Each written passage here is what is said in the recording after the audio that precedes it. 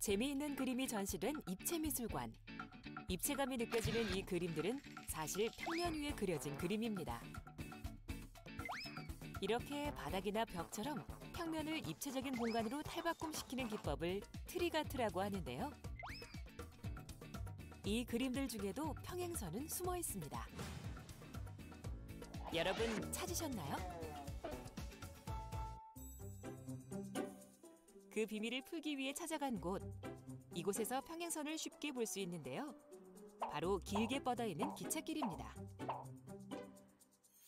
레일 위로 자전거가 신나게 달리고 있네요.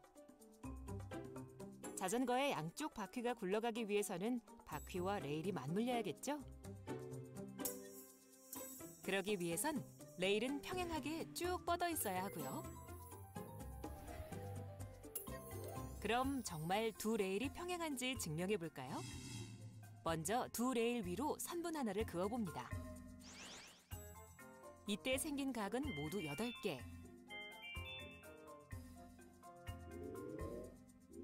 8개의 각 중에서 동의각을 비교해보면 크기가 서로 같습니다.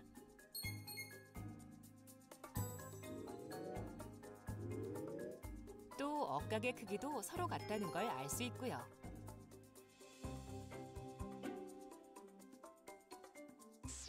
따라서 두 레일은 평행하다는 것을 증명할 수 있습니다. 그리고 이렇게 평행한 두 선은 끝없이 따라가도 절대 만날 수가 없습니다. 그런데 이상한 일이 벌어집니다. 평행해야 할 두 선이 만나는 것처럼 보이네요. 분명 평행한 두 선은 만날 수가 없는데 왜 이런 현상이 일어나는 걸까요? 그건 바로 우리 눈의 착각으로 생긴 일입니다. 자, 이 그림을 한번 보세요. 가로선들이 평행하게 보이나요? 사선들을 지워보면 이제 선들이 평행하게 보이죠?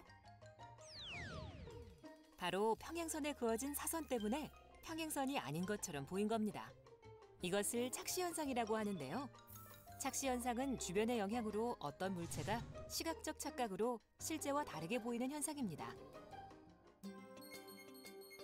평행한 레일이 만나는 것처럼 보이는 것도 바로 원근감에 의한 착시현상입니다. 우리 눈이 멀고 가까운 거리감에 의해 착각을 일으키게 되는 거죠.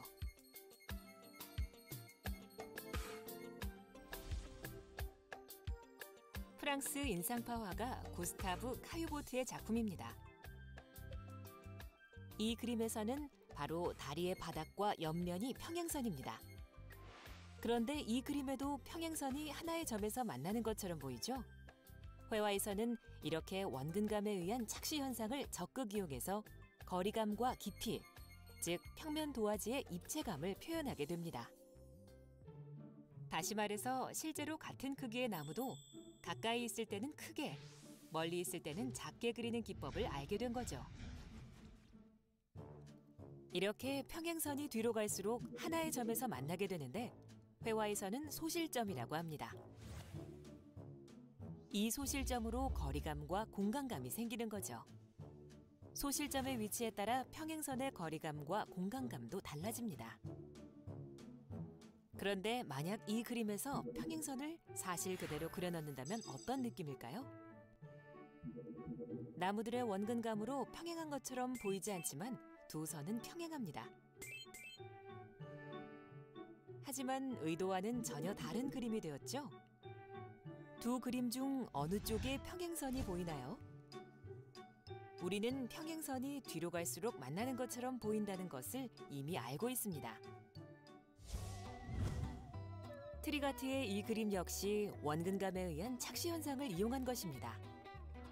사람이 절벽 위에 서 있는 듯한 느낌의 그림인데요. 깊은 골짜기를 평행선의 원근법을 이용해서 그렸습니다. 정말 깊어 보이죠? 실제로는 결코 만날 수 없지만 착시 때문에 만나는 것처럼 보이는 두 얼굴의 평행선. 여러분도 주변에서 직접 찾아 경험해 보세요.